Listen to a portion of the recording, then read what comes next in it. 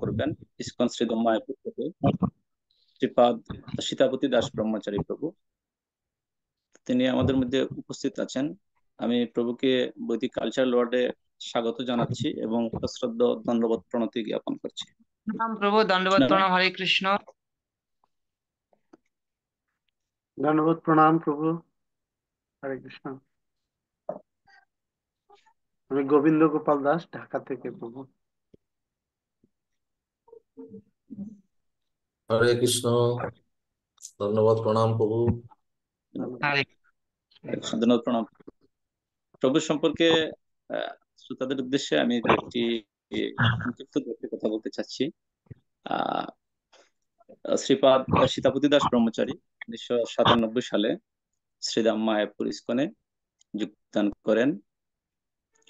তো তিনি পশ্চিমবঙ্গের একটি বিশ্ববিদ্যালয় থেকে স্নাতক ডিগ্রি অর্জন করে শ্রীধাম মায়াপুরে সুলভ ভোজনালয় এবং গোসেবার হিসাব রক্ষকের সেবা তিনি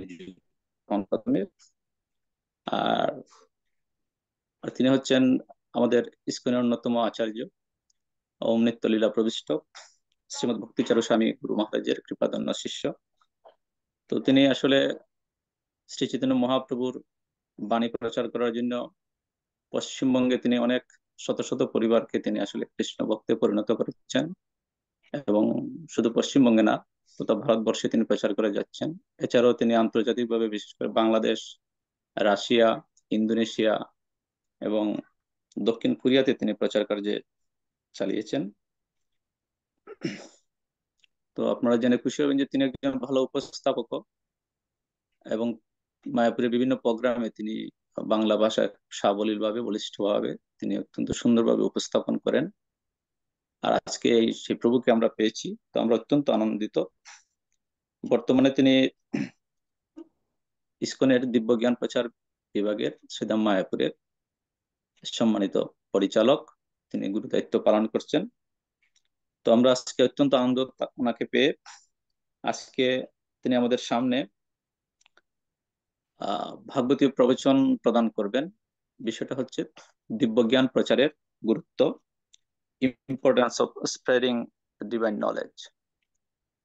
তো হিজ গ্রেস শ্রীপাদ সীতাপতি দাস ব্রহ্মচারী প্রভুকে আজকের ভাগবতী আলোচনা শুরু করার জন্য বিনম্রভাবে অনুরোধ করছি। হরে কৃষ্ণ। ধন্যবাদ প্রণতি প্রভু। হরে কৃষ্ণ। বৈদিক কালচারাল ওয়ার্ল্ডে আমাকে এই সেবার সুযোগ দেওয়ার জন্য আমি বৈদিক কালচার ওয়ার্ল্ডে যারা পরিচালক বৃন্দ রয়েছেন তাদের সবার কাছে আমি বিশেষভাবে কৃতজ্ঞ। তারা আমাকে সুযোগটা দিয়েছেন। ইতিপূর্বে আমি দুই একবার এখানে সুযোগ পেয়েছিলাম, আর আজকে আমাকে সুযোগ দিয়েছেন সেবা করার জন্য। সেজন্য আপনাদের শ্রীচরণে আমার প্রণাম। এছাড়া যারা ভার্চুয়াল ভাবে শুনছেন, দেখছেন, তাদেরও সবাইকে আমি যথাযোগ্য সম্মান জ্ঞাপন করছি। এই বৈদিক কালচার ওয়ার্ল্ড এত সুন্দর লাগে। কিছুদিন আগে একটা অনুষ্ঠান হয়েছিল আমাদের শ্রীধাম মায়াপুরে, ছিল প্রভুপাদের সমাধি অডিটোরিয়ামে। সেখানে সুন্দরভাবে পরিবেশিত হয়েছিল এই অনুষ্ঠান এবং সারা বিশ্বের মানুষ সেখানে যুক্ত হয়েছিলেন। তো আজকে শ্রীপাদ পুরুষোত্তম পণ্ডিত প্রভু আমাকে বিশেষ করে এই আজকের যে কথা বলার জন্য তিনি আমাকে আদেশ করেছেন। যদিও অনেক বৈষ্ণবেরা রয়েছেন, আমার অতটা যোগ্যতা নেই, তো আমি চেষ্টা করব কিছু বলার জন্য। তো বিষয় হচ্ছে দিব্য জ্ঞান প্রচারের গুরুত্ব।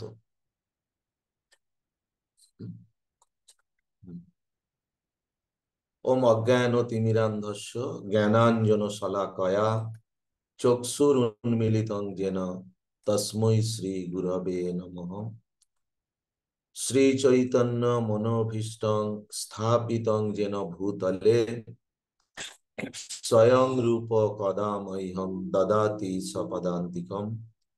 বন্দে অহং শ্রী গুরো শ্রীযুত পদ কমলং শ্রী গুরুন বৈষ্ণবাংশ্চ শ্রীরূপং সাগ্রজাতং সহগণ রঘুনাথান্বিতং তং সজীবম সাদ্বৈতং সাবধূতং পরিজন সহিতং কৃষ্ণ চৈতন্য দেবম শ্রী রাধা কৃষ্ণ পাদান সহগণ ললিতা শ্রী বিশাখান্বিতাংশ্চ।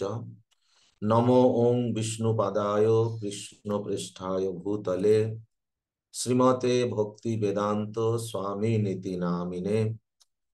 নমস্তে সরস্বতে দেবে গৌরবাণী প্রচারিণে নির্বিশেষ শূন্যবাদী পাশ্চাত্য দেশ তারিণে।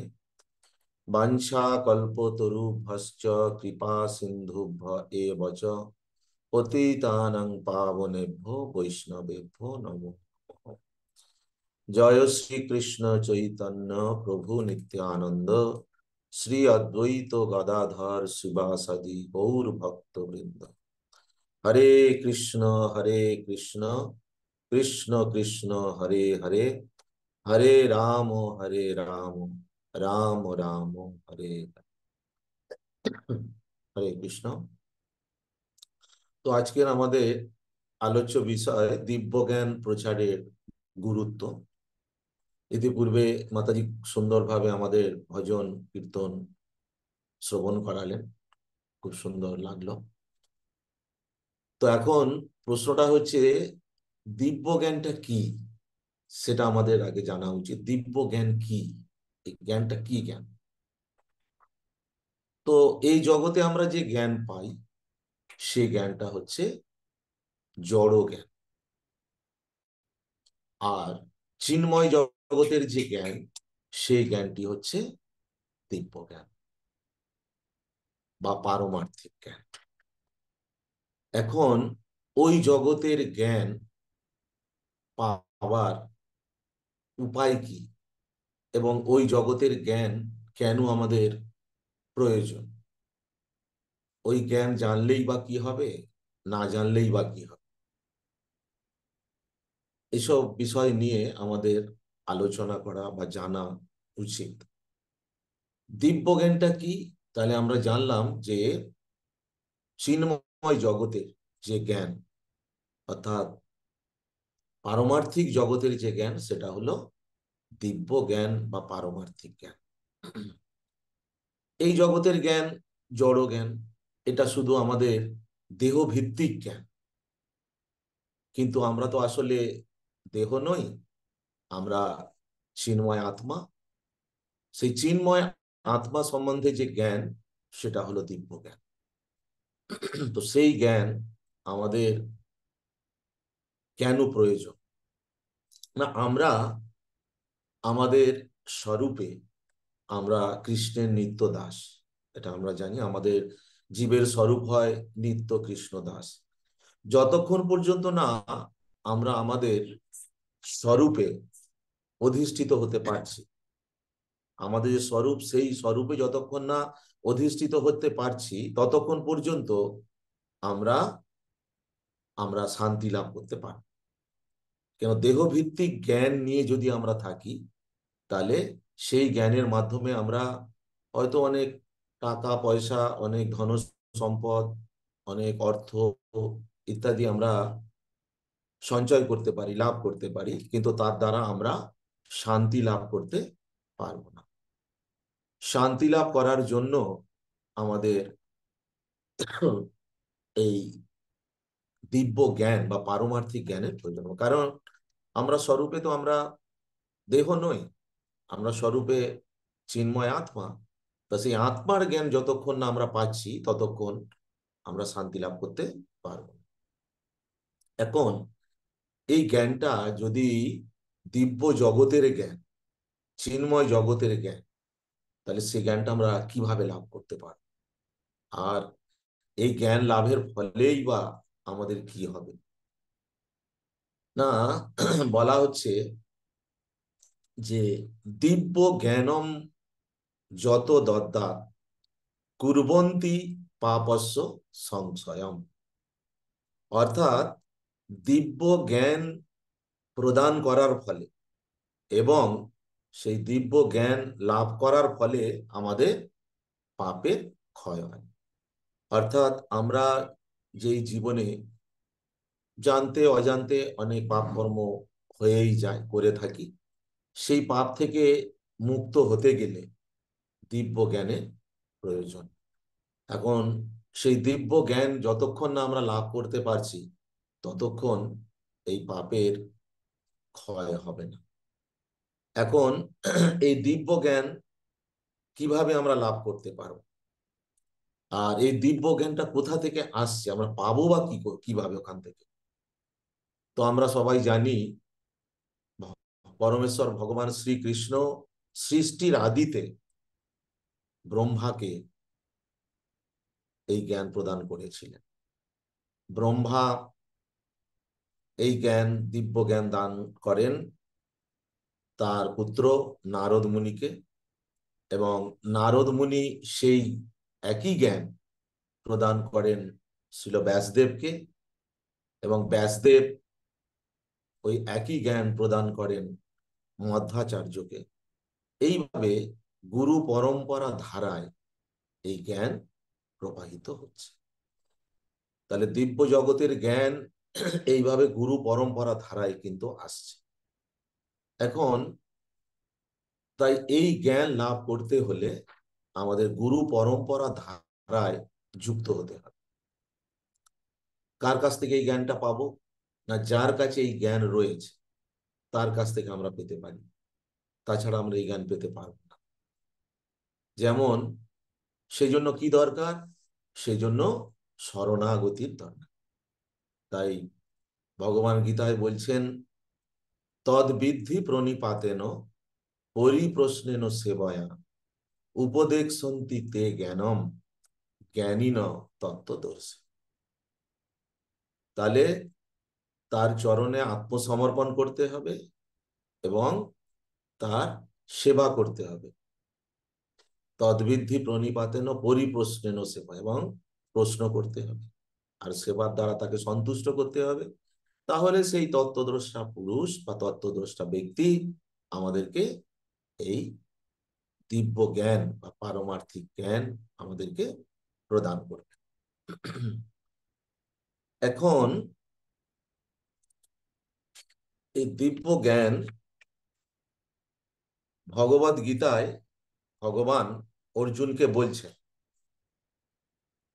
যে তুমি যদি এই জ্ঞান পেতে চাও তাহলে তোমাকে এরকম তত্ত্বদ্রষ্টা ব্যক্তির কাছে আত্মসমর্পণ করতে হবে, তাহলে তুমি পেতে পারবে।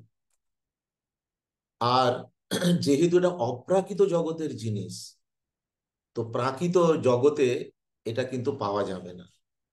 আর এই আমরা জানি অপ্রাকৃত বস্তু নহে প্রাকৃত গোচর। তো অপ্রাকৃত জগতের জিনিস আমাদের এই প্রাকৃত ইন্দ্রিয় দ্বারা আমরা লাভ করতে পারি না। তাই যে বস্তু জড় জগতের অতীত, সেই বস্তু জড় ইন্দ্রিয় দ্বারা আমরা লাভ করতে পারি না। প্রাকৃত ইন্দ্রিয়ের দ্বারা তা আমরা উপলব্ধি করতেও পারি না। সেই বস্তুটি পাবার উপায় কি? যার কাছে সেই বস্তুটি আছে তার কাছে যেতে হবে, প্রকৃষ্ট রূপে নিজেকে সমর্পণ করতে হবে, এবং তিনি সেটি আমাদের দান করতে পারেন, কেননা তার কাছে সেই বস্তুটি রয়েছে। এটা হচ্ছে দিব্য জ্ঞান লাভ করার পন্থা। যেমন তেমন ভাবে আমরা এটা লাভ করতে পারি না। যেমন কোনো ছাত্র যদি শিক্ষা গ্রহণ করতে চায়, তাহলে কোনো শিক্ষকের কাছে তাকে আত্মসমর্পণ করতে হয় এবং বিনীতভাবে তার কাছে প্রশ্ন করতে হয় এবং তার সেবা করতে হয়। তাহলে সেই ব্যক্তির কাছ থেকে সেই ছাত্র শিক্ষা লাভ করতে পারে, জ্ঞান লাভ করতে পারে। আর এটা তো সেটা তো জড়জাগতিক জ্ঞান, এটা চিন্ময় জ্ঞান, দিব্য জ্ঞান। এই জ্ঞান লাভ করতে হলে পরম্পরা ধারায় যার কাছে এই জ্ঞান রয়েছে তার কাছে প্রকৃষ্ট রূপে আত্মসমর্পণ করতে হবে। তাই এই জগতের যে জ্ঞান, সেই জ্ঞান কি করে? সচ্চিদানন্দ শিল ভক্তিবিনোদ ঠাকুর বলছেন, জড়বিদ্যা যত মায়ার বৈভব, তোমার ভজনে বাধা, অনিত্য এ সংসারে লোভ জনমিয়া, জীবকে করয়ে গাধা। অর্থাৎ আমরা বুঝতে পারছি এই জড়জাগতিক জ্ঞান যার যত বেশি আছে তাকে এই জড়বিদ্যা তাকে তত এই চিন্ময় জগতের বিষয় থেকে তাকে ভুলিয়ে রাখে, তাকে দূরে রাখে, যার যত জড়জাগতিক বেশি জ্ঞান। আর ভগবানের ভজন করতে, অর্থাৎ এই দিব্য জ্ঞান লাভ করার সুযোগ করতে দেয় না। আর অনিত্য এই সংসারে, এই সংসারটা যেহেতু অনিত্য, তাকে লোভ বাড়ায়, আরো চাই আরো চাই, এটা চাই ওটা চাই, এরকম তাকে লোভ বাড়িয়ে দেয়। তো সেই জন্য এই জগতের যে জ্ঞান, এটা আমাদের এই জগতে আর বিভিন্ন বস্তু, অর্থ, সম্পদ এগুলো লাভ করতে সাহায্য করে, কিন্তু পারমার্থিক জ্ঞান ছাড়া ওই জগতের কথা জানা যায় না, বা আমাদের মনুষ্য জীবনের যে প্রকৃত উদ্দেশ্য কি আছে সেটা আমরা জানতে পারি না। তাই সনাতন গোস্বামীর সঙ্গে যখন মহাপ্রভুর সঙ্গে সাক্ষাৎ হলো, তখন তখন সনাতন গোস্বামী বলেছিলেন, লোকে আমাকে পণ্ডিত বলে, হ্যাঁ, যে আমার মতো পণ্ডিত কেউ নেই, আমি এত শিক্ষিত মানুষ, হ্যাঁ, এত প্রভাবশালী মানুষ, কিন্তু সত্যি কথা বলতে কি, আমি নিজেকেই জানি না, আমি যে কে আমি সেটাই জানি না, আর লোকে আমাকে পণ্ডিত বলে। তো তখন তিনি প্রশ্ন করলেন, হ্যাঁ, কে আমি কেন মরে যারে তাপত্রয়, ইহা নাই জানি কেমনে হিত হয়। মহাপুর কাছে প্রশ্ন, তিনি পণ্ডিত, সবাই তাকে পণ্ডিত বলছে, কিন্তু নিজেকে জানে না তিনি কে। তাই এই আমি কে, আমি কোথা থেকে এলাম, ভগবানের সঙ্গে আমার কি সম্পর্ক রয়েছে, কেন এই জগতে আমি এত কষ্ট পাচ্ছি, মৃত্যুর পরে আমি কোথায় যাব, এই সম্বন্ধে জ্ঞান এই জগতে নেই, এই জড় জগতের সেই জ্ঞান নেই।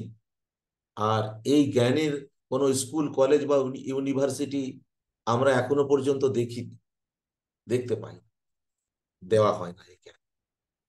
কিন্তু আন্তর্জাতিক কৃষ্ণ ভাবনামৃত সংঘের প্রতিষ্ঠাতা আচার্য কৃষ্ণ কৃপা শ্রীমূর্তি শিল অভয় চরণারবিন্দ ভক্তি বেদান্ত স্বামী প্রভুপাদ, তিনি কৃপা করে ওই জগতের জ্ঞান আহরণ করে তিনি বিভিন্ন মন্দির, এই সংস্থা তৈরি করে হাজার হাজার, তিনি তখন 108টা মন্দির তৈরি করেছে, এখন অনেক হাজার মন্দির হয়ে গেছে, এবং সেন্টার তৈরি হয়েছে, কেন্দ্র তৈরি হয়েছে।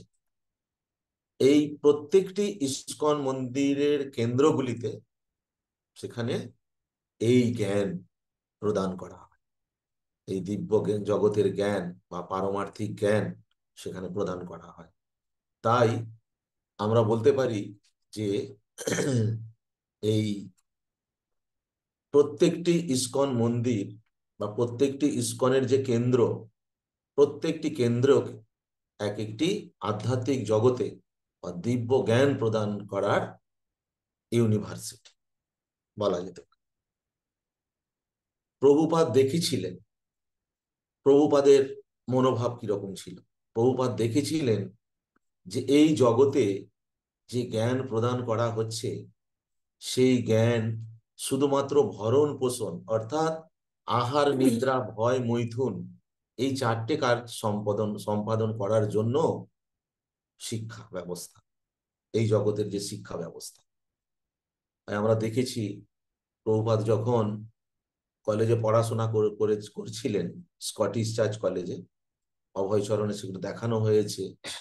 যখন উনি সার্টিফিকেট পেলেন, হ্যাঁ, সেই কলেজ থেকে ল পাস করে, সবার সামনে সেই সার্টিফিকেট ছিঁড়ে দিয়েছিলেন।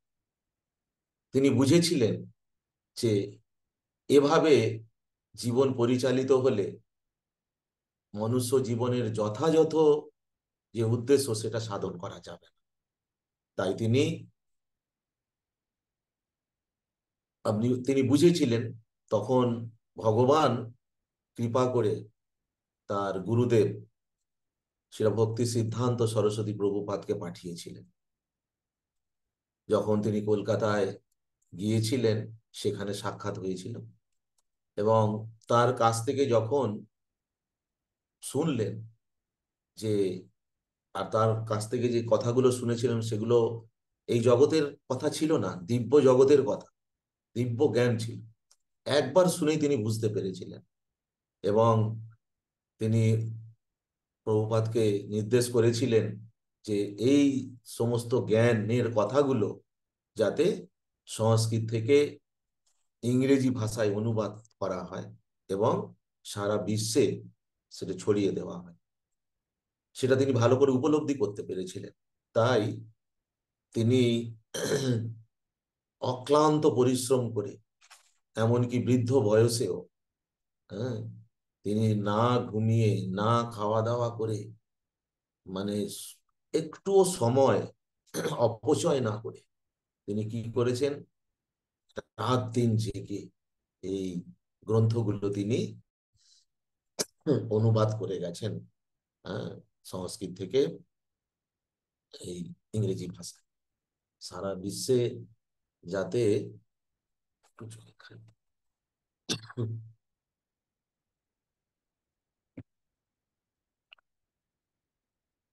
সারা বিশ্বের মানুষ যাতে উপলব্ধি করতে পারে যে মনুষ্য জীবনের প্রকৃত উদ্দেশ্য কি, এটা যাতে জানতে পারে, সেটা যিনি অক্লান্ত পরিশ্রম করে, সম্পূর্ণরূপে নিজেকে সমর্পণ করে তিনি প্রচেষ্টা চালিয়ে গেছেন।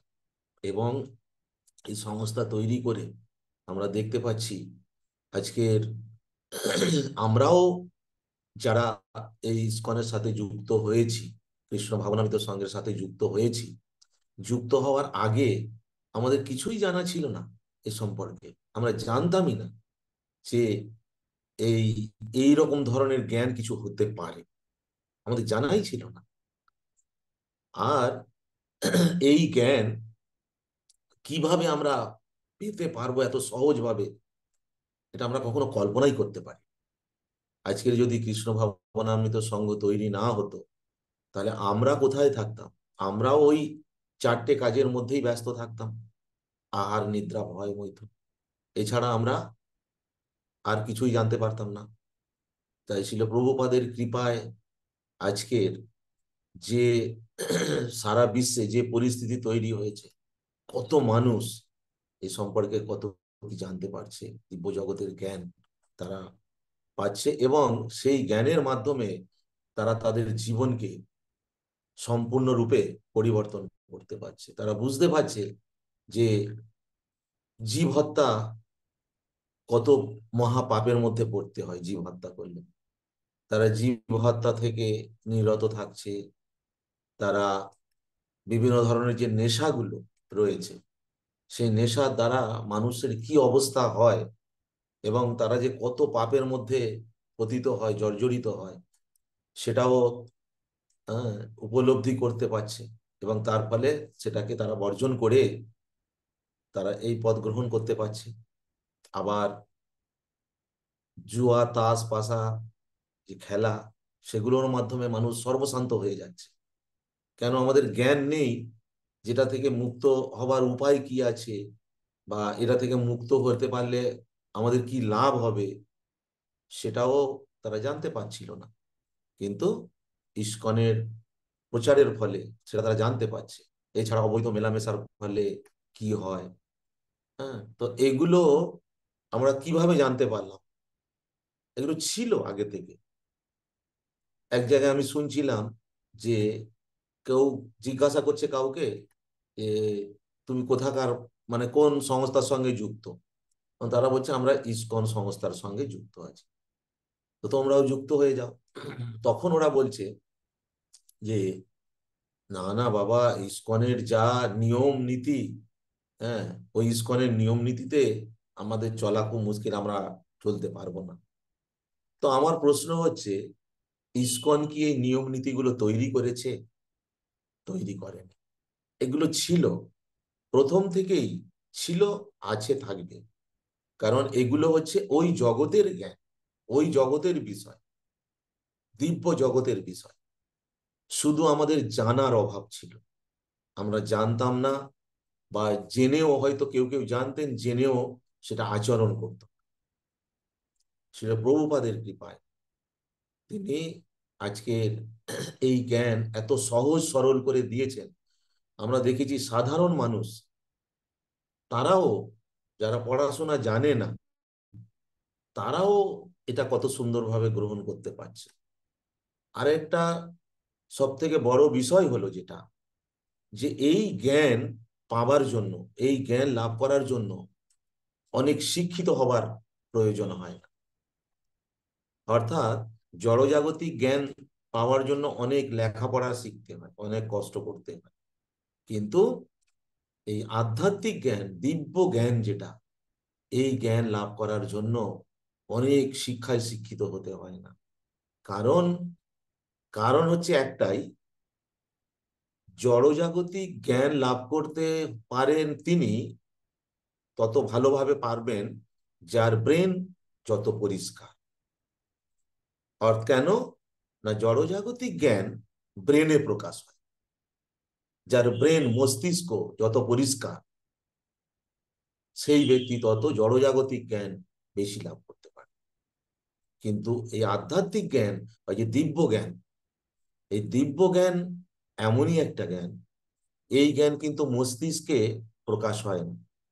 মস্তিষ্ক পরিষ্কার হলেও দিব্য জ্ঞান সেখানে প্রকাশ হবে না। দিব্য জ্ঞান প্রকাশ হয় কোথায়? হৃদয়। তাই আমাদের আচার্যরা লিখছেন, দিব্য জ্ঞান হৃদয়ে প্রকাশিত। যার হৃদয় যত নির্মল, যার হৃদয় যত পরিষ্কার হয়েছে, হ্যাঁ, যার হৃদয় যত কুসংস্কার থেকে মুক্ত হয়েছে, সেই ব্যক্তি তত এই দিব্য জ্ঞান লাভের অধিকার।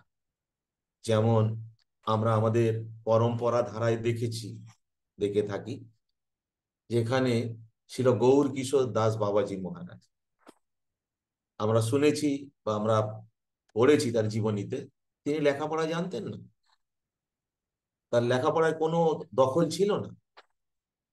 কিন্তু কিন্তু দেখুন, লক্ষ্য করে, এমন একজন ব্যক্তি তার চরণে আশ্রয় নিতে আসলেন, যিনি হচ্ছেন বিদগ্ধ পণ্ডিত। কি আশ্চর্য বিষয়! যিনি বিদগ্ধ পণ্ডিত, তিনি আশ্রয় নিতে যাচ্ছেন একজন মূর্খ ব্যক্তির কাছে, যিনি তার নিজের নামটাও সই করতে পারেন, তার কাছে আশ্রয় নিতে যাচ্ছেন। এবং অনেকবার তাকে প্রত্যাখ্যানও করেছে, না আমি দিই না, আমি দেব না। আবার কখনো বলছেন ঠিক আছে, মহাপ্রভুকে জিজ্ঞাসা করি, হ্যাঁ, তিনি যদি আদেশ করেন তাহলে দিতে পারবো।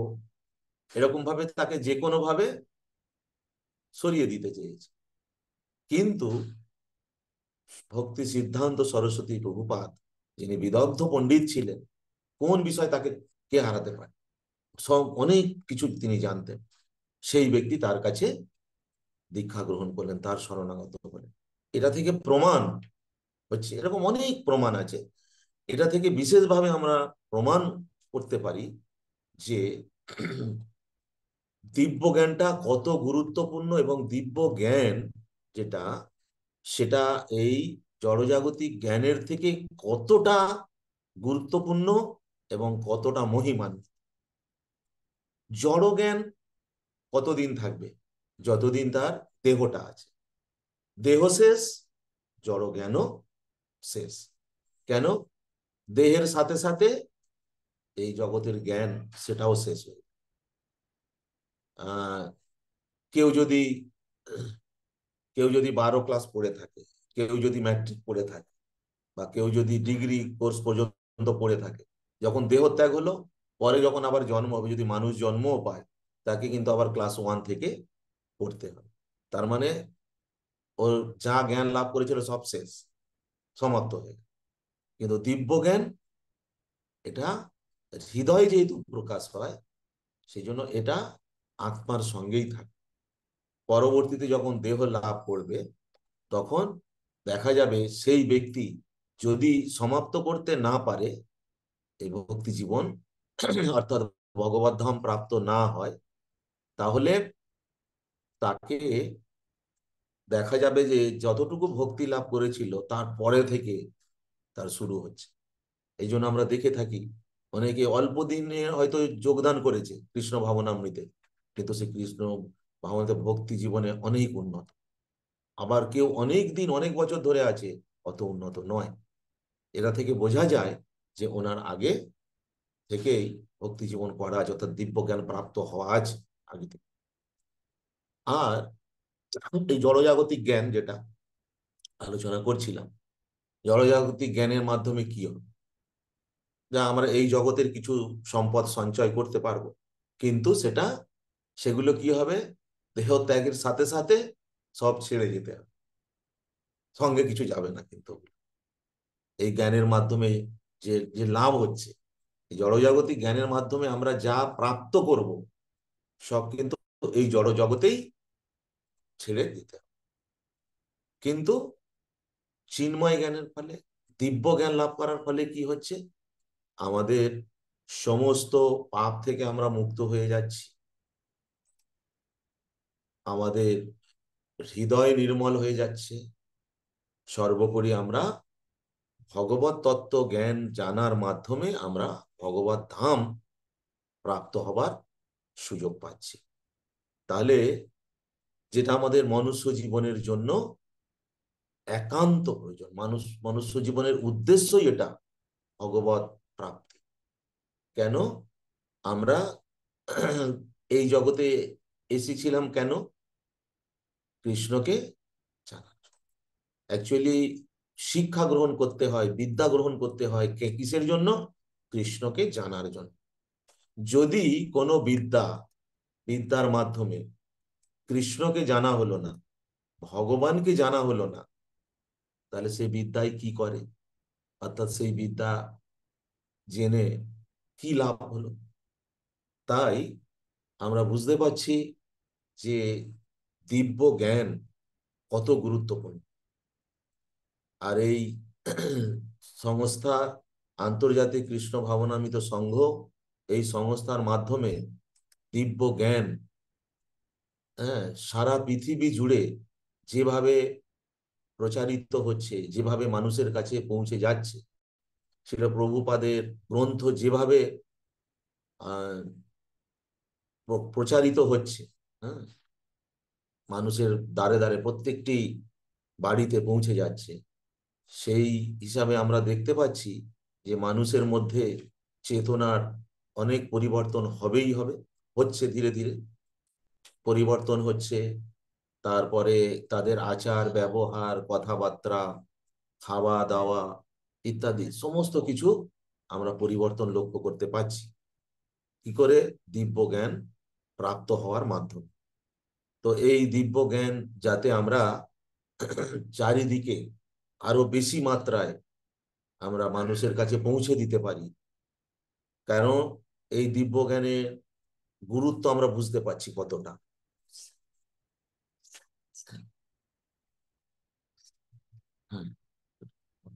তখন আমরা বুঝতে পারছি যে এর কতটা গুরুত্ব রয়েছে। সেই জন্য এই দিব্য জ্ঞান প্রচার করা যে গুরুত্ব, সেটা আমাদের আর বলার অবকাশ রাখে না। কারণ একমাত্র এই দিব্য জ্ঞান প্রচারের মাধ্যমেই মানুষের হৃদয়কে পরিবর্তন করা যেতে পারে। আর একটু বলবো কি পুরুষোত্তম পণ্ডিত প্রভু? 45 হ্যাঁ, মিনিট। প্রভু, হ্যাঁ, দণ্ডবোধ প্রণাম প্রভু, চালিয়ে যান প্রভু। হরে আচ্ছা, কৃষ্ণ। যদি আপনার সময় থাকে, হরে কৃষ্ণ। হ্যাঁ হ্যাঁ, ঠিক আছে। তাহলে এই দিব্য জ্ঞান কিভাবে এসেছিল এই দিব্য জ্ঞান আবার অনেক সময় হারিয়েও যায়। যেন ভগবান বলছেন ইবং বিবস্বতে যোগং প্রক্তবান অহম অব্যয়ং বিবস্বান মনবে প্রাহ মনু ইক্ষা বে অব্রবী। তো এই জ্ঞান সৃষ্টির আদিতে অ্যাকচুয়ালি যখন সৃষ্টি হয়, যিনি সৃষ্টিকর্তা, যিনি সৃষ্টি করেন, তিনি সেই জগৎটা কিভাবে চলবে, সেই জগতের জীব কিভাবে উদ্ধার পাবে, কিভাবে আহ তারা তাদের জীবনকে পরিচালিত করবে, সেই জন্য কিন্তু তিনি সমস্ত কিছু গাইড দিয়ে দেন।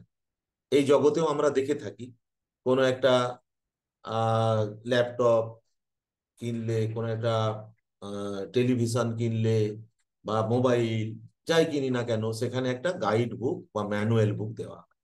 ম্যানুয়াল বুকটা আসলে কি না, ওই জিনিসটাকে কিভাবে অপারেট করতে হবে সেটা ওখানে বিষয়টা দেওয়া থাকে।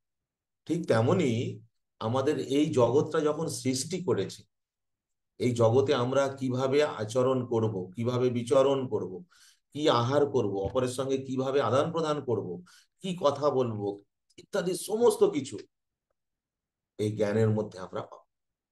এবং সেই জ্ঞান তিনি শ্রীমদ্ ভগবদ গীতা মাধ্যমে তিনি প্রদান করেছেন। এটা হচ্ছে আমাদের ম্যানুয়াল, ওখানেই দিব্য জ্ঞান রয়েছে। তাই এই দিব্য জ্ঞান কালের প্রভাবে এটা নষ্ট হয়ে গিয়েছিল। তাই ভগবান অর্জুনকে বললেন, দেখো অর্জুন, এই জ্ঞান হারিয়ে গিয়েছিল কালের প্রভাবে। সকালে নেহ মহতা যোগ নষ্ট পড়ন্তম।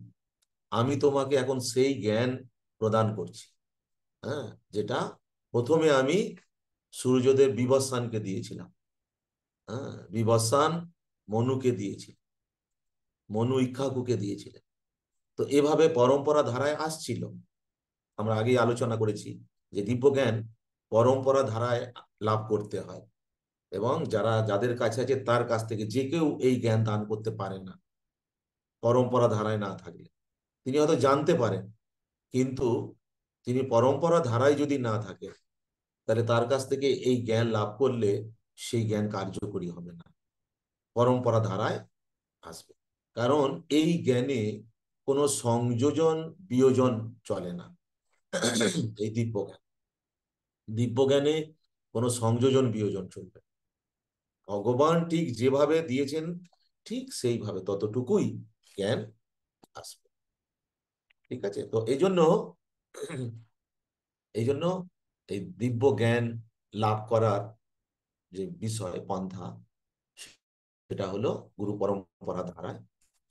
আর এই দিব্য জ্ঞানের দ্বারা আমরা যেটা বলছিলাম যে আন্তর্জাতিক কৃষ্ণ ভাবনামৃত সংঘ যেভাবে আমাদেরকে, আমরা কিভাবে পরিবর্তন হলাম সেটা আমরা নিজেরা উপলব্ধি করতে পারি।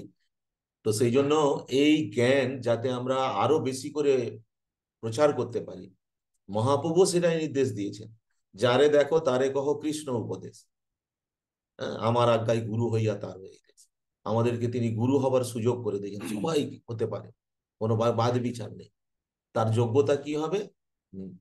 চৈতন্য মহাপ্রভুর আজ্ঞা থাকবে, আর বলতে হবে কৃষ্ণের কথা। আমার আজ্ঞায় গুরু হইয়া তার দেশ, যারে দেখো তারে কহ কৃষ্ণ উপদেশ। কৃষ্ণের কথা বলতে হবে, আর মহাপ্রভুর নির্দেশ অনুসারে। তো সেই জন্য আমাদের এই জ্ঞান প্রচার করতে হবে। হ্যাঁ, যত আমরা এই জ্ঞান বেশি বেশি ছড়িয়ে দিতে পারবো, তত মানুষ পরিবর্তন হবে। আর এই জ্ঞান, দিব্য জ্ঞান আমাদের কাছে, অনেকের কাছে নতুন লাগতে পারে, যে এগুলো যেটা বলতে চাইছিলাম আগে, যে তারা বলছে যে ইসকন তৈরি করেছে, ইসকনের যা রুল বা ইসকনের যা নিয়ম নীতি, এটা কিন্তু তৈরি হয়নি, আগে থেকেই ছিল। কেন, ভগবান যখন এই জগৎ সৃষ্টি করেছেন তখন থেকেই জ্ঞান দিয়েছেন, তখন থেকে এই জ্ঞান আছে, সৃষ্টির সাথে সাথে এই জ্ঞান দেওয়া আছে। আর এই জ্ঞানের ধারার চলে আসছিল, তারপরে নষ্ট হয়ে যায় কালের প্রভাবে। আবার ভগবান বললেন, আমি তোমাকে এই জ্ঞান আবার পুনরায় দিলাম। তো সুতরাং এই জ্ঞান বা এই যে বিষয়গুলো, এগুলো কিন্তু কেউ আমরা তৈরি করি। হ্যাঁ, অনেক সময় এই জ্ঞান নিয়ে অনেক অনেক সংস্থা আছে, তারা নিজেদের মতো করে আবার প্রচার করে এই জ্ঞান। আমরা দেখেছি তারা নিজেদের মতো করে তৈরি করে, আমি কোনো সংস্থার নাম বলছি না, তারা নিজেদের মতো তৈরি করে আবার বিভিন্নভাবে লোককে বোঝায় বা প্রচার করে। তো এই জন্য এখানে খুব গুরুত্বপূর্ণ বিষয় হচ্ছে যে পরম্পরা ধারায় থাকতে হবে। যদি পরম্পরা ধারায় এই জ্ঞানটা না প্রাপ্ত হওয়া যায়, তাহলে কিন্তু প্রকৃত যে জ্ঞান, দিব্য জ্ঞান, যেটা প্রকৃত পারমার্থিক জ্ঞান, আমরা লাভ করতে পারবো না। কিন্তু সেখানে অন্য কিছু প্রবেশ করতে পারে। তাই জন্যে আমাদের উচিত সবসময় এটা দেখে নেওয়া যে আমরা পরম্পরা ধারায় আছি কিনা। মহাপ্রভু 4টে সম্প্রদায়কে স্বীকৃতি দিয়েছেন। একটা হলো ব্রহ্মমধ্য সম্প্রদায়, দ্বিতীয় হচ্ছে শ্রী সম্প্রদায়, তৃতীয় হচ্ছে কুমার সম্প্রদায় এবং চতুর্থ হচ্ছে রুদ্র সম্প্রদায়। অর্থাৎ এই 4 সম্প্রদায় থেকে যদি আমরা গ্রহণ করি এই জ্ঞান, তাহলে সেই জ্ঞান যথাযথভাবে প্রকাশিত হবে আমাদের হৃদয়ে। এই 4 সম্প্রদায় ছাড়া এই জগতে আরো অনেক সম্প্রদায় আছে, যেগুলোকে অপসম্প্রদায় নামে আখ্যায়িত করা হয়েছে।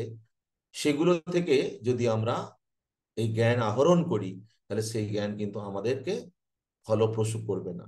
কেন? মহাপ্রভু বলছেন, সম্প্রদায় বিহীনশ্চ যে মন্ত্রাস্তে নিষ্ফলামাতা। অর্থাৎ সম্প্রদায় বিহীন, এর বাইরে যদি কোনো সম্প্রদায় থেকে আমরা মন্ত্র বা এই জ্ঞান গ্রহণ করব, সেটা নিষ্ফল হবে, সেখানে ফল প্রদান হবে না। তো সেই জন্য এই বিষয়ে আমাদের খুব সতর্ক থাকা উচিত।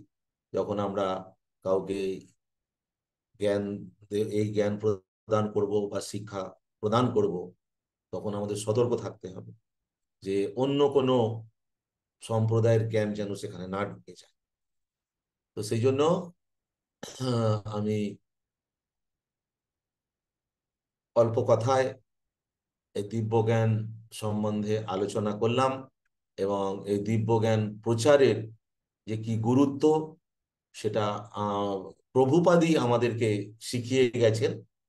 আর ওর আগে মহাপ্রভুও শিখিয়েছেন, যারে দেখো তারে কহ কৃষ্ণ উপদেশ। কৃষ্ণ উপদেশ মানে সেটাই দিব্য জ্ঞান।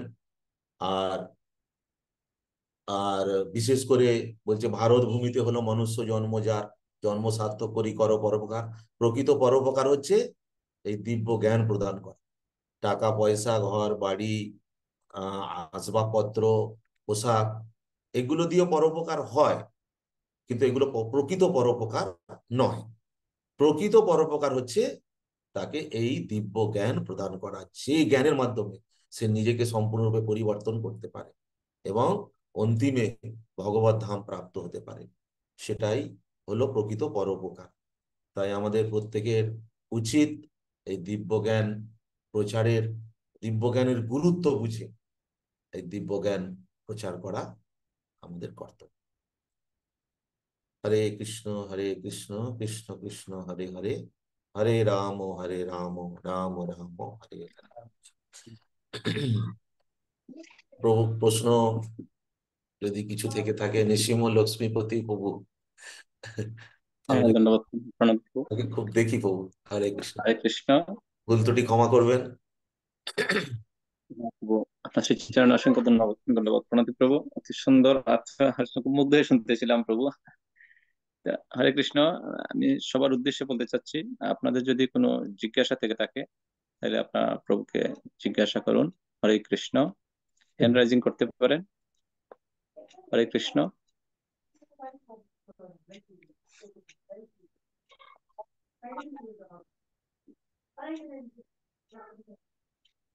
হরে কৃষ্ণ। আমার কথা কি শোনা যাচ্ছে? হ্যাঁ প্রভু, শোনা যাচ্ছে।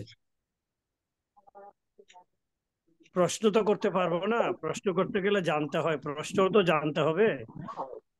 প্রশ্ন করলেই তো প্রশ্ন হয় না। হরে কৃষ্ণ আর ধন্যবাদ, প্রণাম প্রভু। হরে কৃষ্ণ। হরে কৃষ্ণ।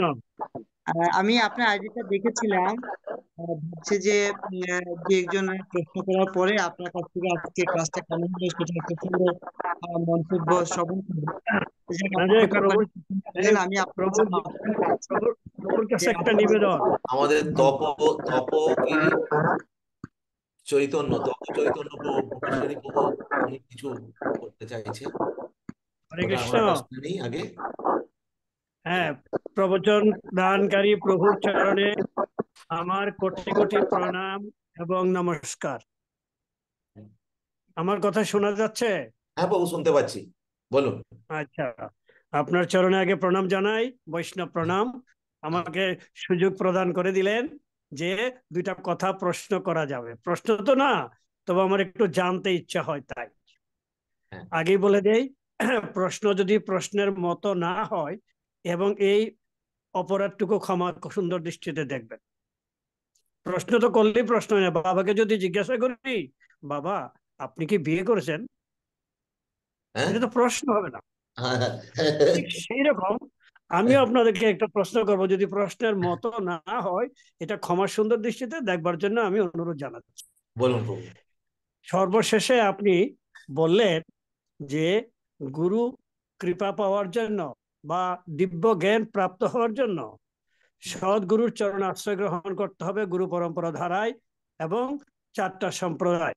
এখন আমার চিন্তাটা হলো, এবং সতর্ক থাকতে আপনি সাবধান করে দিয়েছেন আমাদের, যেন আবার উল্টো পথে যেন আমরা আবার ধাবিত না হই বা দৃষ্টি না দেই বা কম দেই।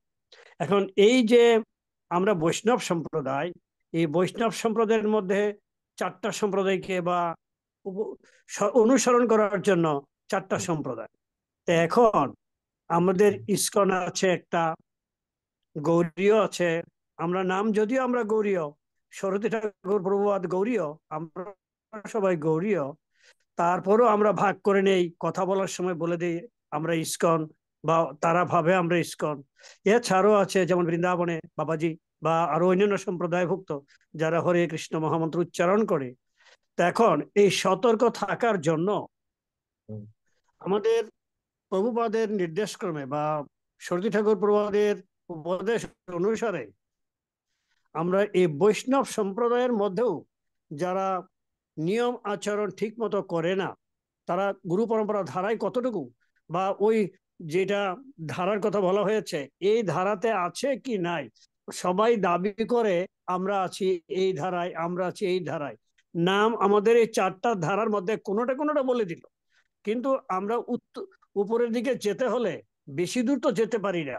যেতে পারি আমরা প্রভুপাদ বা তৎপরিবারে গেলে হয়তো সরস্বতী ঠাকুর প্রভুপাদ ভক্তিবিনোদ ঠাকুর আস্তে আস্তে একটু আগাতে পারি, কিন্তু তাদের যে এক এক গুরুদেব জন আছেন তারা তো গুরুদেব, তারাও তো দীক্ষা দিচ্ছেন। এখন এই বিষয়টা সম্পর্কে আমরা কতটুকু সতর্ক হয়ে, আরেকটা হলো নিজে প্রচার করবো এই দিব্য জ্ঞান, কিন্তু নিজে যদি পূর্ণভাবে আচরণ না করি, পূর্ণভাবে যদি দিব্য জ্ঞান প্রাপ্ত না হই, তা আমরা নিজেরা প্রচার করতে গিয়ে আমাদের কিছু কি অসুবিধা হবে না বা হতে পারে না? হ্যাঁ, দিব্য জ্ঞান প্রচার করতে গেলে আমার হ্যাঁ, দিব্য জ্ঞানটা হ্যাঁ, যদি যথাযথ না হয় হ্যাঁ, অথবা আচরণে না থাকে, তাহলে কি আমি প্রচার করার যোগ্যতা অর্জন করেছি কি কিছু? আচ্ছা, এই বিষয়টা নিয়ে একটা বা দুটো লাইন আমি একটু শুনতে চাচ্ছি। হ্যাঁ। তো এটা দিব্যজ্ঞান প্রচার করার জন্য নিজের অবশ্যই যোগ্যতা লাগে। তো মহাপ্রভু বলেছেন, আপনি আচরি ধর্ম জীবের শিখাও। আর বলছেন, আচার করেন কেহ না করেন প্রচার, প্রচার করেন কেহ না করেন আচার, আচার প্রচারেই করো দুই কার্য, তুমি জগতের গুরু তুমি জগতের আচার্য। হুম, তো এখানে নিজের প্রভুপাদের কথা অনুসারে আমি বলছি, তো হুম, যে আমি সম্পূর্ণরূপে দিব্যজ্ঞান প্রাপ্ত হয়ে বা দিব্যজ্ঞান প্রাপ্ত করে তারপরে আমি প্রচার করতে যাব, এরকম হুম, যদি মনোভাব থাকে তাহলে কিন্তু প্রচার করা কখনো সম্ভব হবে না। আমি হুম, যতটুকু জেনেছি ততটুকুই আমি প্রচার করতে পারি। প্রভুপাদ এক সময় দিল্লিতে, একটা ঘটনা আপনারা জানেন অনেকে, সেখানে প্রভুপাদ একটু ব্যস্ত ছিলেন, তো মন্ত্রী একজন কোনো মন্ত্রী পোস্টের কেউ এসেছিলেন প্রভুপাদের সঙ্গে দেখা করতে। তো প্রভুপাদ একটু ব্যস্ত ছিলেন, তখন একটা বাচ্চা মেয়ে ছিল, তার নাম সরস্বতী। তো তখন তার সঙ্গে কথা হচ্ছিল। তো কথা হতে হতে সেই বাচ্চা মেয়ে 5-6 বছরের মেয়ে, তখন তাকে সেই মন্ত্রীকে জিজ্ঞাসা করছে, আপনি আচ্ছা তুমি জানো কৃষ্ণকে? তখন সেই মন্ত্রী বলছে, না তো আমি জানি না কৃষ্ণকে। তো বলছে তখন, আরে এটা তুমি জানো না? কৃষ্ণ হচ্ছে ভগবান। তো প্রভুপাদ এটা শুনে খুব খুশি হয়েছিলেন। প্রভুপাদ বলছে, দেখো একটা বাচ্চা মেয়েও এই কৃষ্ণ ভক্তি বা দিব্য জ্ঞান প্রচার করতে পারে। তো সুতরাং আরেকটা জিনিস হচ্ছে, যখন আমরা এটা প্রচার করব, তখন যেগুলো আমার আচরণে হয়তো ঘাটতি আছে, খামতি আছে, প্রচারের মাধ্যমে ওগুলো কিন্তু আমাদের পূরণ হয়ে যায়। কেন? আমি যখন কাউকে কিছু বলতে যাব, সেটা আমি হয়তো যদি আচরণ না করছি, তখন সেটা আমার তাকে বলতে গেলে আমার একটু বাধা প্রাপ্ত হবে। হ্যাঁ, আমি তো করি না, কি করে ওকে এটা বলবো, এরকম একটা ভাব চলে আসবে। তাই সেই জন্য প্রচার করতে হবে। প্রচার করতে করতে আমাদের অনেক সময় আচরণও এগিয়ে যায়, অনেক যেগুলো আমাদের ছিল না আমাদের মধ্যে, সেগুলো এসে যায়। আর যে সম্প্রদায়ের কথা বললেন, সম্প্রদায়ের কথা, এটা গৌড়ীয় আর ইসকন একই, কিন্তু আপনি এটা আমার থেকে আপনি আরো ভালো জানবেন। কেন ভক্তি গৌড়ীয় হচ্ছেন যারা মহাপ্রভুর ধারায় আছে, আমরা মহাপ্রভুর ধারায়। তো ভক্তি সিদ্ধান্ত সরস্বতী ঠাকুরের আহ, সম্প্রদায় থেকেই তো আমরা এসেছি। তো তখন এখানে ভাগ হয়ে গেল কেন? একটু কিছু মনোমালিন্যের জন্য আলাদা তৈরি হলো। একটু গৌড়ীয় আর ইসকনের মধ্যে একটু তফাৎ দেখা যায়। কেন? গৌড়ীয়তে যেটা আছে একটু ওখানে একটু মানে গোঁড়ামি মতো একটু আছে, কিন্তু প্রভুপাদ ছিলেন সময় উপযোগী। মানে প্রভুপাদকে যুগাচার্য বলা, মানে কোন সময়ের জন্য কোনটা দরকার, হ্যাঁ, কিভাবে মানুষকে আকৃষ্ট করে নিয়ে আসা যাবে এই পথে, সেটা ওনার মধ্যে উনি বুঝতে পেরেছিলেন। যেমন 64 মালা থেকে উনি 16 মালায় করে দিলেন। হ্যাঁ, অনেক অনেক আছে, যেমন এর জন্য চাতুর্মাসে আমাদের বলেছেন 4টে জিনিস পালন করতে। প্রথমে প্রথমে আছে শাক, তারপরে আছে দই, তারপরে আছে দুধ, তারপরে আছে একটা ডাল। এটা আছে, একটা একটা পালন করলেই হবে। যে চুল দাড়ি রাখতে হবে, কাটা যাবে না, এটা করা যাবে না, ওটা করা, এটা কিন্তু অত বেশি গুরুত্ব দেননি। তার কারণটা কি? তার কারণ হচ্ছে আমাদের প্রচারটা হচ্ছে মেন গুরুত্ব। এখন ওই অবস্থায় যদি আমরা বের হই, তাহলে লোকে আমাদের অনেকে অ্যাকসেপ্ট নাও করতে পারে। এই জন্য প্রভুপাদ একটু ধারা আহ, বিষয়গুলো একটু পরিবর্তন করেছেন, কিন্তু গৌড়ীয় ধারা যেটা, সেই ধারাটাই রয়েছে, এটা কিছু পরিবর্তন হয়। না, তবে আমি যেটা অনুভব করছি সেটা হলো একটা ছোট লাইন, যে আমি যদি প্রচারক বা প্রচার করতে চাই, তাহলে আমি যা জানি না, আমি যা বুঝি না, তা যেন কখনো কোনো কারণে যেন আমরা আবার না ওটা তো বলি। আছেই, ওটা তো এটা প্রচারণ। সতর্ক, ওই যে আপনি বললেন সতর্ক থাকতে হবে, হুম। এই সতর্কতাটা হলো বড় জিনিস। যেন হ্যাঁ, আমি যেন ভুল করি, তাহলে না, আমার এই ভুলটা আবার প্রচার হয়ে যাবে, এটা যেন কখনো না হয়। হ্যাঁ, আমি যদি জানি না, তাকে বলতে হবে, ঠিক আছে এটা হ্যাঁ, আমার জানা নেই, বলবো না, জেনে নেব। আমি আমি জেনে আপনাকে বলবো। এমন সেটাই নয় বলছি, আপনার একজন প্রচারক আপনার ওই সবকিছু শেষের জেনে লাইনটা নেয়। আমার খুব, আপনার শেষের লাইনটা আমার খুব পছন্দ হয়েছে। I accepted it for the core of my heart, যে this is the end, this is the conclusion, যে প্রভুপাদের বাক্য প্রচার করো, নিজে জানো এবং যা জানো তা প্রচার করো, না জানলে প্রভুপাদের গ্রন্থাবলী রয়েছে, পড়ার অনুমতি দিয়ে সবাইকে বিতরণ করে কৃষ্ণ ভক্তি দান করো। যাক, হরে কৃষ্ণ, ভুল ত্রুটি মার্জনীয়, হরে কৃষ্ণ। একটা প্রশ্ন এসেছে,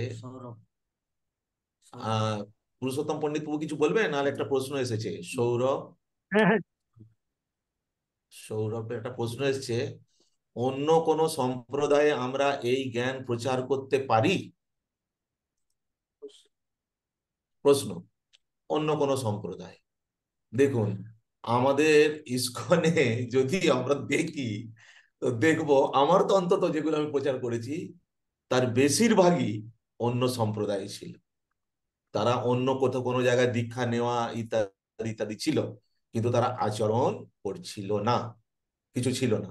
যখন আমরা প্রচারে গেলাম, সেখানে ওরা আসতে থাকে, আস্তে আস্তে দেখছে, আরে এটা এত সুন্দর, এত পবিত্র, এত মহৎ, তাহলে এটা বেশিরভাগই আছে দেখবেন এই অন্য সম্প্রদায়েরই ভক্ত, তারা প্রকৃত সম্প্রদায়ে এসেছেন।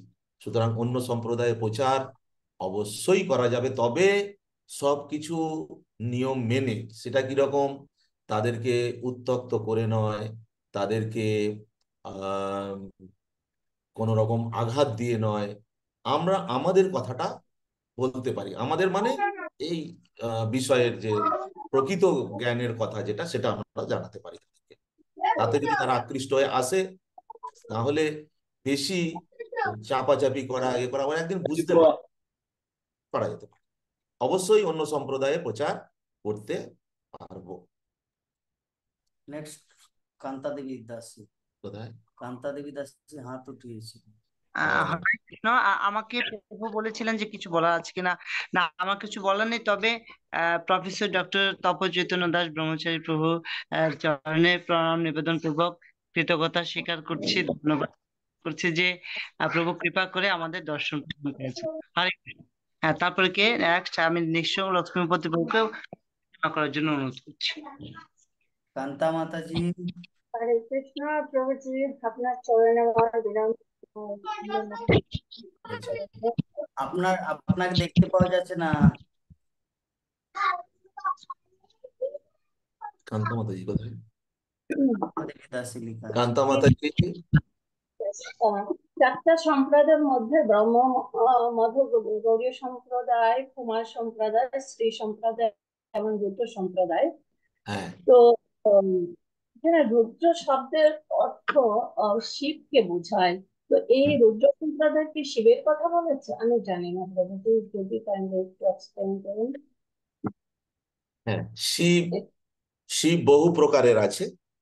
যেমন আমরা পঞ্চতত্ত্বের মধ্যে পাই যে অদ্বৈত আচার্য সদাশিব, তাই না? উনিও একজন সদাশিব। তো এরকম শিব অনেক রকম আছে, একাদশ রুদ্র আছে, 11 জন রুদ্রদেব আছে। তো ভগবান প্রথমে শিবজিকে, রুদ্রদেবকে যে জ্ঞান দিয়েছিলেন, সেই জ্ঞানের ধারাটা যে সম্প্রদায়ের মধ্যে চলছে সেটা হলো রুদ্র সম্প্রদায়, শিবজির মাধ্যমে।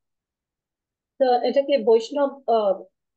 সাধারণত যারা শিবের উপাসনা করে, শিবের সেবকেরা, তারা শক্তির উপাসনা করে, তারা আসলে বৈষ্ণবদের কোনো ক্রিয়াবলী দেখি না, আচরণ দেখি না। তো সেই রুদ্র সম্প্রদায় কি বৈষ্ণব আচরণ করেন? যেহেতু গৌরাঙ্গ মহাপ্রভু বলেছেন উনি একজন, উনি শুদ্ধ আহ মানে কৃষ্ণ ভক্তি প্রদান করেছেন, জীবকে বলেছেন কৃষ্ণ সেবা করার জন্য। তো বৈষ্ণব না হয়ে কৃষ্ণকে সেবা করা যায় না।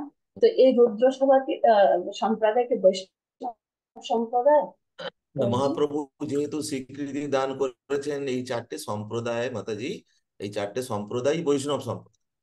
অ্যাকচুয়ালি রুদ্র সম্প্রদায় বা শিবের ভক্ত যদি আমরা বলে থাকি, শিবের প্রকৃত ভক্ত কারা জানেন তো? অ্যাকচুয়ালি কৃষ্ণ ভক্তরাই প্রকৃত শিবের ভক্ত। কৃষ্ণ ভক্ত, কারণ শিবজি নিজেই একজন মহান কৃষ্ণ ভক্ত। কিন্তু যারা রুদ্র সম্প্রদায়ের মধ্যে যুক্ত কিন্তু কৃষ্ণ ভক্ত নয়, হ্যাঁ, তারা প্রকৃত কিন্তু রুদ্র সম্প্রদায়ের আচরণ করছে না, ফলো করছে না। যেমন আমাদের এই বৈষ্ণব সম্প্রদায়ও দেখা যায় তিলক, মালা ইত্যাদি সব রয়েছে, হ্যাঁ, সাজ পোশাকও রয়েছে, কিন্তু আচরণ দেখা যাচ্ছে শুদ্ধ বৈষ্ণব ধারার যে আচরণ মহাপ্রভু যে দিয়ে গেছেন সেরকম করছে না। তার মানে ওরা দেখতে বৈষ্ণবের মতো হচ্ছে, কিন্তু আসলে ওরা এই গৌড়ীয় সম্প্রদায়ের মধ্যে পড়ে না। বুঝতে পেরেছেন আচরণটা? আর কারো কোনো প্রশ্ন? তো ওনারা রুদ্র সম্প্রদায়ের বিগ্রহ। হ্যাঁ, বলুন। হ্যাঁ, বিগ্রহ কি হ্যাঁ, শুনতে পেলাম না। আমি বলছি কি রুদ্র যে মানে সেবা করেন, হ্যাঁ, তো ওনার কি কৃষ্ণ কৃষ্ণ বিগ্রহের সেবা করেন? এটা আমি ঠিক বলতে পারবো না মাতাজি। 4টে সম্প্রদায়ের মধ্যে আমার দুটো একটু জানা আছে। ব্রহ্মমধ্য যে গৌড়ীয় সম্প্রদায়, সেটা হলো রাধা কৃষ্ণের ভজনা করেন।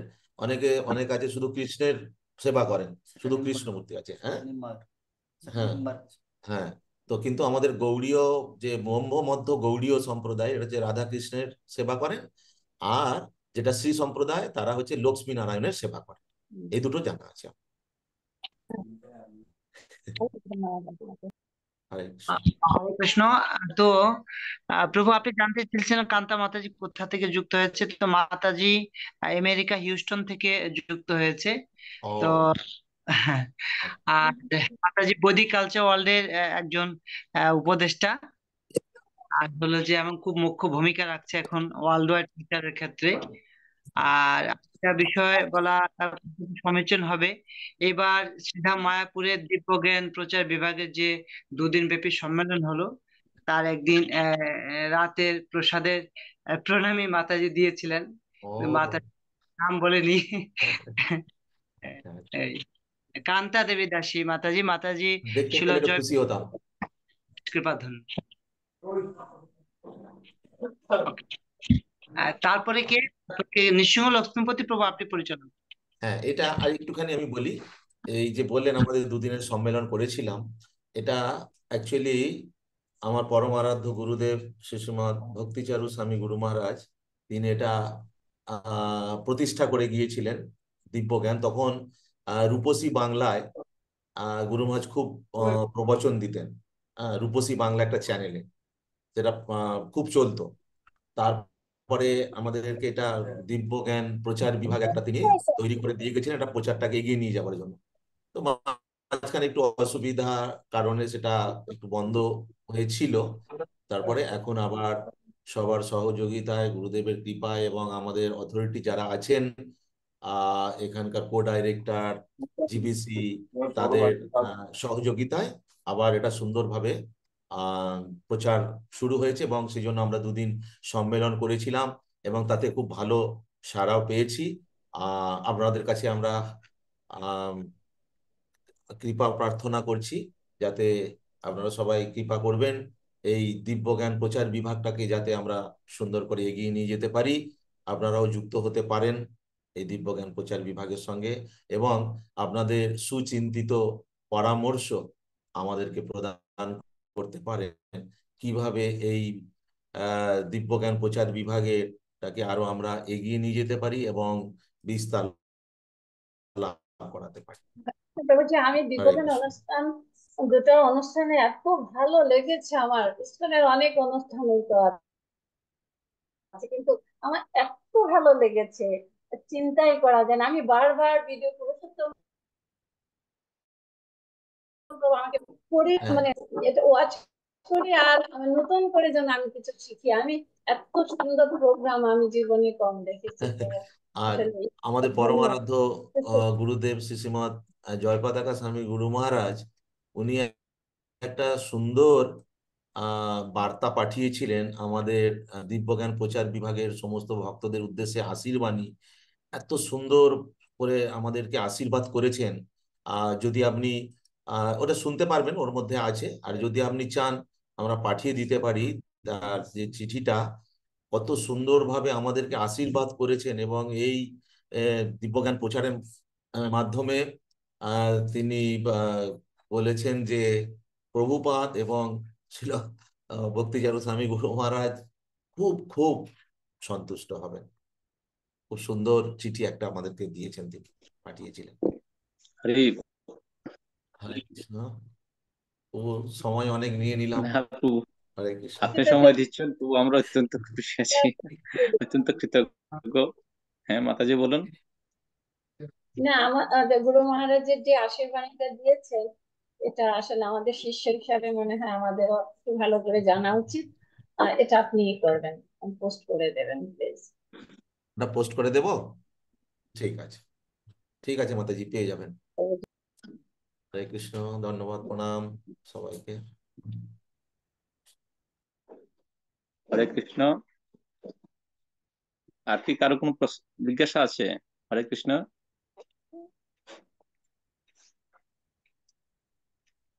প্রভু তো আমাদের অনেক সময় দিচ্ছেন। হরে কৃষ্ণ। যদি কারো কোনো জিজ্ঞাসা না থাকে তাহলে আমি হরে কৃষ্ণ, আমি আমাদের বৈদিক কালচারাল ওয়ার্ল্ডের অন্যতম পরিচালক শ্রীপাদ পুরুষোত্তম পণ্ডিত দাস প্রভুকে বিনীতভাবে অনুরোধ করছি শ্রীপাদ সীতাপতি দাস ব্রহ্মচারী প্রভুকে আজকের অনুষ্ঠানে আসার জন্য তাকে এবং সুন্দরভাবে ভাগবতী অনুষ্ঠান পরিচালনা করার জন্য, সুন্দরভাবে প্রবচন প্রদান করার জন্য তাকে ধন্যবাদ এবং কৃতজ্ঞতা প্রকাশ করার জন্য। হরে কৃষ্ণ। হরে কৃষ্ণ। ধন্যবাদ, প্রণাম প্রভুর চরণে। তো আসলে আমি কি বলবো, আমাদের সাথে বৈদিক কালচার ওয়ার্ল্ডের কয়েকজন উপদেষ্টা রয়েছেন, ওনারা বিশেষভাবে প্রভু কে ধন্যবাদ দেবেন। আমি শুধু এই একটা কথাই বলতে চাই যে প্রেমে অরুণ নয়নে বরুণ আলোয় করুণায় নিরীক্ষণ, মধুর আলাপে আখরে আখরে সুধা ধারা পরিশন। আজকে শ্রীপাদ সীতাপতি দাস ব্রহ্মচারী প্রভুর শ্রীমুখে দিব্য জ্ঞানের যে আলাপ, সেটি যেন সেই পদ্মকর্তা বাসুদেব ঘোষের সেই মানে পংক্তির সাথে একেবারে মিলে গেল। এত সুন্দর শব্দচয়ন, এত সুন্দর উচ্চারণ, এত সুন্দর উপস্থাপনা, সত্যি অভিভূত হয়েছি। আমি এক কথায় বলবো, আমি যেন আমার পরমারাধ্য গুরুদেব শ্রীমৎ নিত্যানন্দ প্রবিষ্ট বিষ্ণুপাদ শ্রীমৎ ভক্তিচারু স্বামী গুরু মহারাজের শ্রীমুখ থেকে শ্রবণ করছি, এমনই আমার অনুভূত হয়েছে। তো আমি প্রভুর চরণে প্রণতি নিবেদন পূর্বক কৃতজ্ঞতা স্বীকার করছি যে প্রভু সবসময় বৈদিক কালচার ওয়ার্ল্ডের প্রতি এরকম কৃপা করেন। আর শুধু যে ভার্চুয়ালি নয়, তিনি মায়াপুরে এবার যে প্রোগ্রাম হলো সেখানে অনেক মুখ্য ভূমিকা রেখেছেন এবং উনি সার্বক্ষণিক থেকে আমাদের কৃপা করেছেন। সবসময় প্রভুর এই কৃপা আমরা প্রার্থনা করি।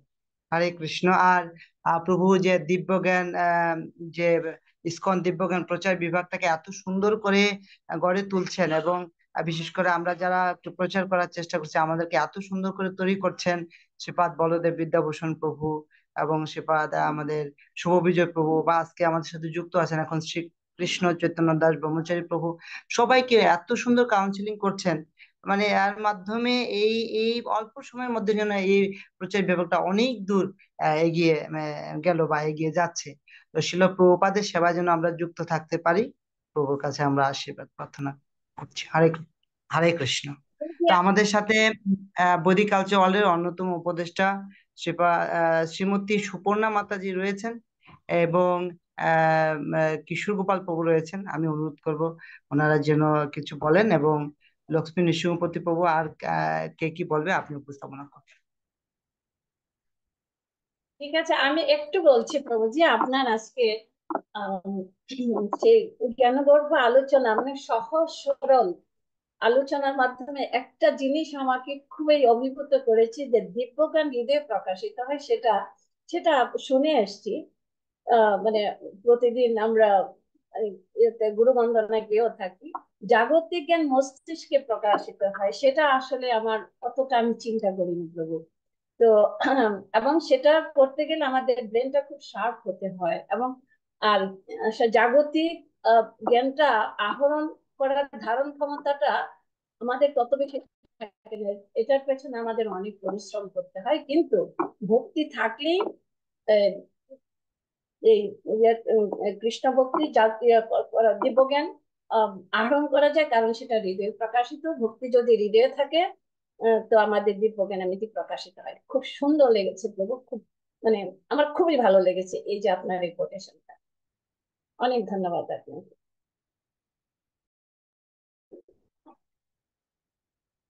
হরে কৃষ্ণ। কি বলতে পারবো? সুপর্ণা মাতাজি, কিশোর গোপাল প্রভু, হরে কৃষ্ণ। ধন্যবাদ, প্রণাম প্রভু। হরে কৃষ্ণ। প্রভু এই মুহূর্তে আমাদের মাঝে নেই, তো তারপরেও আমরা কৃতজ্ঞতা স্বীকার করছি প্রভুর প্রতি। ও, প্রভু চলে গেছেন তো। যাই হোক, আমি এখানে শ্রী ডক্টর শ্রীমান তপ চৈতন্য দাস ব্রহ্মচারী প্রভু আছেন আমার অত্যন্ত নমস্য এবং একজন কি বলা যায় যে আদর্শিক শিক্ষা গুরু। হ্যাঁ, প্রভু কে আমি দেখতে পেয়ে এবং হাস্যোজ্জ্বল বদন দর্শন করে আমি খুব আনন্দিত হচ্ছি এবং অনেক উচ্চ স্তরের ব্যক্তি। আমি সেটা আরেকদিন আমাদের যে বৈদিক কালচারাল ওয়ার্ল্ডে ঢাকায় যে চতুর্থ বর্ষপূর্তি উৎসবে প্রভু উপস্থিত হয়ে যেভাবে সাবলীল এবং এটাকে ভালোবাসার দ্বারা সবাইকে সিক্ত করেছেন প্রীতিময় ভক্তি দ্বারা, সেজন্য প্রভুর কাছে কৃতজ্ঞ। আর আমি শ্রীমান সীতাপতি দাস ব্রহ্মচারী প্রভু সম্পর্কে কিছুদিন আগেই আমার একটা কৌতূহল হয়েছিল, যখন প্রভু মায়াপুরে অনুষ্ঠানটা উপস্থাপন করেছিলেন তখন আমি প্রভুর উপস্থাপনার মধ্যে ওনার যে সাবলীলতা, বাচন ভঙ্গি, উচ্চারণ এবং মানে পারফেক্ট উপস্থাপন, এটা দেখে আমি অভিভূত হয়েছিলাম। তখনই আমার ওনার সম্পর্কে জানার একটা আগ্রহ হয়েছিল। তো আজকে আমি অতটা মনোযোগের সহিত শুনতে পারিনি, তবুও রাস্তায় হোক বাসায় হোক আমি শ্রবণ করেছি প্রভুর পাঠ। আর তার থেকে আমার একটা উপলব্ধি হলো এটুকু যে কৃষ্ণ ভক্তি কিন্তু সরল। আমরা অনেক সময় দেখি অনেক পাঠক বা প্রবক্তা তিনি শাস্ত্রের মনে হয় তার পাণ্ডিত্য জাহিরের জন্যই হোক বা নিগুড় তত্ত্বজ্ঞান প্রদানের জন্যই হোক খুব কঠিন কঠিন শ্লোক বা শব্দ চায়নের মাধ্যমে আমাদের কাছে এটাকে কখনো কখনো দুর্বেদ্য করে তুলেন। কিন্তু আজকে শ্রীমান সীতাপতি দাস ব্রহ্মচারী প্রভু উনি খুব সহজ সরল ভাষার মাধ্যমে এবং এটাই হলো জিস্ট, উনি জিস্ট কথাগুলোই বলেছেন।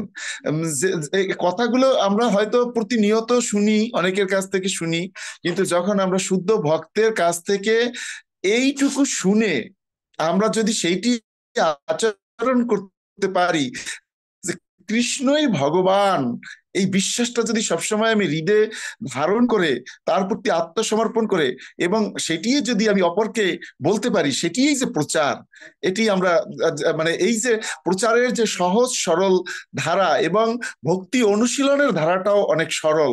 তো আমি সেই সরল পন্থায় যেন আমরা আগাই এবং আমরা অত্যন্ত ধন্যাতিধন্য প্রভু এসেছেন। আমরা আশা করছি প্রভুকে আমরা আগামী সপ্তাহ থেকে প্রতি সোমবার থেকে বৃহস্পতিবার দিন যে প্রাতকালে শিলপ্রপাতের জপ হয় বাংলাদেশ সময়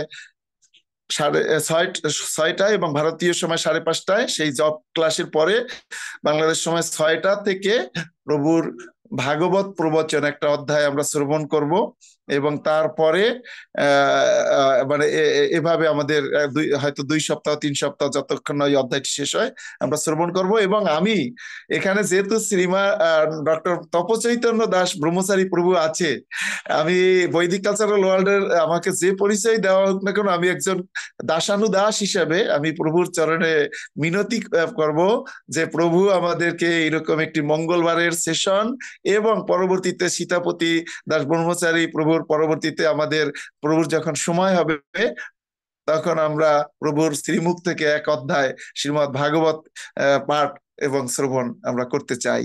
এটি আমার একান্ত অভিলাষ প্রভুর শ্রীচরণে। হরে কৃষ্ণ।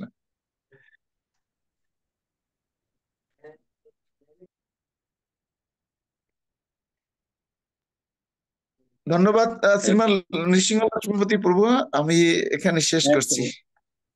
হরে কৃষ্ণ, ধন্যবাদ, প্রণাম প্রভু। সুপর্ণা মাতাজি কি কিছু বলবেন? সুপর্ণা মাতাজি দৃষ্টি আকর্ষণ করছে। হরে কৃষ্ণ মাতাজি। হরে কৃষ্ণ, প্রণাম।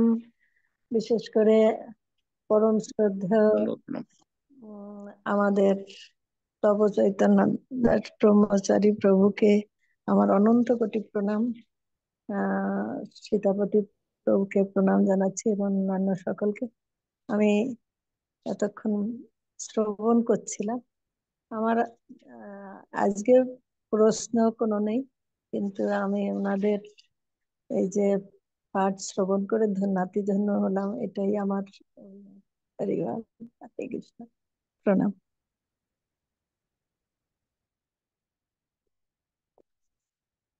হরে কৃষ্ণ।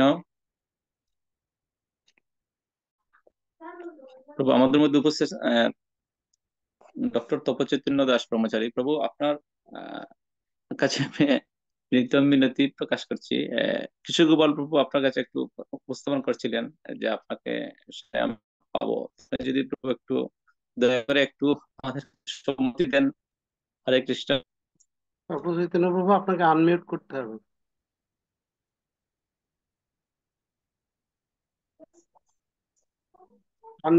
আনমিউট হয়নি। আমি রিকোয়েস্ট, হ্যাঁ ঠিক ছিল, আরেকবার করবে। হ্যাঁ এখন ঠিক আছে। হরে কৃষ্ণ। ধন্যবাদ, প্রণাম প্রভু। কি দণ্ডবোধ প্রণাম। কি কিছু বলতে হবে? হরে প্রথমত কৃষ্ণ হলো প্রভু, তোমাদের আপনাকে কিছু অনুরোধ করেছি বিনম্রভাবে আপনার শ্রীচরণে। না শুনেছি না, তখন সেটা কোন সপ্তাহে হবে বা কখন বা কোন, এই সাপ্তাহিক ভাবে তো প্রত্যেকদিন ক্লাস নেওয়া তো সম্ভব হবে না, যেহেতু ক্লাস আমাকে অন্য জায়গায় প্রচারে থাকতে হয়, নিতে হয়। এক, 2 নম্বর হলো নির্দিষ্ট কোনো তারিখ হলে সেই তারিখে আমাকে বললে আমি চেষ্টা করব। হ্যাঁ প্রভু, আপনার সাথে আমাদের শ্রীমান পুরুষোত্তম পণ্ডিত প্রভু সুনির্দিষ্ট হ্যাঁ ভাবে হ্যাঁ, এবং বিষয় নিয়ে কথা বলবেন এই বিষয়ে। আচ্ছা ঠিক আছে, ওকে। হরে হরে কৃষ্ণ। কৃষ্ণ। গুরু মহারাজ উইল ব্লেস ইউ। হরি বল। ধন্যবাদ, প্রণাম। জয় গোবিন্দ ছিল গোপাল প্রভু, ভক্তিচার স্বামী গুরু আপনি মহারাজ। প্রভু শেষ করে দিন। জয় হোক, প্রভুপাদের জয় হোক। হরে কৃষ্ণ। যাক, তোমাদের হরে দর্শনে কৃষ্ণ। পবিত্র করো, এই তোমার গুণ। তোমাদেরকে দর্শন করার জন্য আমি সন্ধ্যা থেকে বসে অপেক্ষা করছি। হরি বল। আমাদের ভক্তি আপনার চলে দর্শন গেছে, পেলাম প্রভু আমরা। বয়স হয়ে গেছে, কারণ আমি তো সিনিয়র মোস্ট। আমার বয়স হয়ে গেছে, এখন আর ভক্তি টক্তি নাই। এখন তোমাদের দেখে ভক্তিটাকে আমার হৃদয়ে আনতে হবে। হরে কৃষ্ণ। ইয়া হরে গোবিন্দ। কৃষ্ণ। জয় হোক প্রভুপাদের, জয় হোক গুরু মহারাজের, জয় হোক তোমাদের, সর্বোপরি জয় হোক আজ এই বৈদিক কালচারাল সোসাইটি ওয়ার্ল্ডের বৈদিক সংগঠন। এটা দীর্ঘ উত্তর আমি উন্নতি কামনা করি। সফলতার জয়মালা হোক তোমাদের প্রচেষ্টার সফলতা, হরে এই হরে প্রার্থনা। হরে কৃষ্ণ। আজকে অনুষ্ঠান হরে উপস্থাপন করলেন শ্রীমান নৃসিংহ লক্ষ্মীপতি দাস প্রভু। প্রভুকে অসংখ্য ধন্যবাদ। তো সুধী ভক্ত মন্ডলী, আজকে অনেক নতুন ভক্ত আমি দেখছি। তো তাদের মধ্যে জয়। আমি একটু পরিচয় জানতে চাই। আপনারা কোথা থেকে যুক্ত হয়েছেন, আপনারা পরিচয় দিতে পারেন। এখানে সঞ্চিতা মণ্ডল যুক্ত হয়েছেন, কোথা থেকে প্লিজ বলবেন একটু। ঠিক আছে, আমি তোমাদের কাছ থেকে আপাতত বিদায় নিলাম। ভগবান তোমাদের মঙ্গল করুন। হরি বল। সবাইকে অনন্ত অনন্ত কোটি ধন্যবাদ এবং কৃতজ্ঞতার সহিত তোমাদেরকে স্মরণ করছি। হরে কৃষ্ণ, সাধুবাদ জানাচ্ছি। হরে কৃষ্ণ। ধন্যবাদ প্রভু, ধন্যবাদ। ধন্যবাদ। আপনারা যদি একটু পরিচয় দিতেন আমাদের, আমাদের ভালো লাগতো। সঞ্চিতা মণ্ডল শুনতে পাচ্ছেন?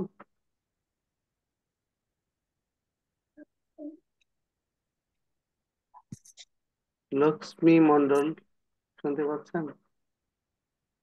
সৌরভ। গোবিন্দ গোপাল প্রভু, হ্যাঁ আমাদের সুপর্ণা মাতাজি কিছু বলেছে? হ্যাঁ বলেছেন। হ্যাঁ, আচ্ছা, সীতাপতি দাস ব্রহ্মচারী প্রভু আবার জয়েন করতে পারেন, আমাকে জানালেন। আপনি খেয়াল করেন, যদি জয়েন করে তাহলে আইডিটা দেখুন। ঠিক আছে। হরি বল। দীপা লোহা আছেন কিনা? আপনি একটু আনমিউট করে কথা বলুন। আমি যাদের নাম বলছি আপনারা আনমিউট করে যদি একটু পরিচয় দিতেন, কোথা থেকে যুক্ত হয়েছেন।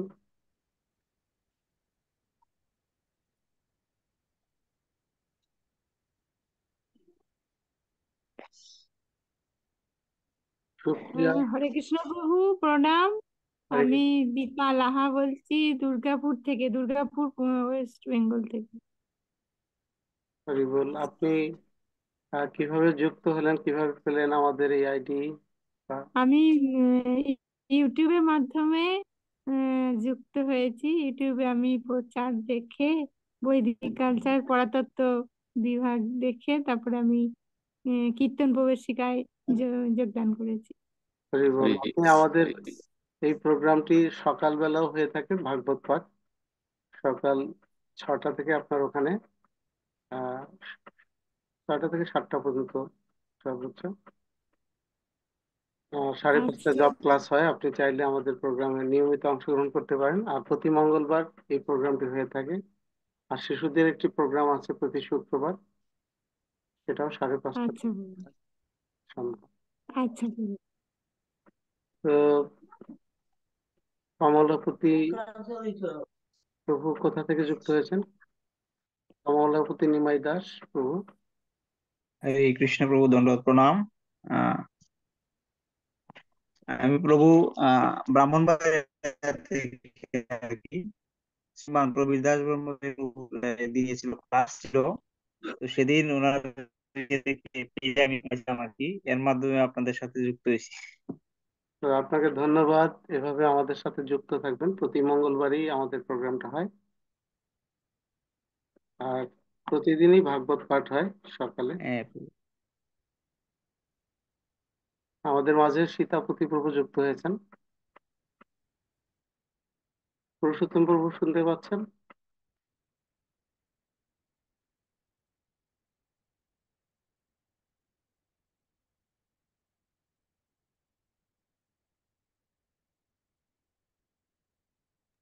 হরে কৃষ্ণ প্রভু, আপনি সীতাপতি প্রভুর সাথে কথা বলুন।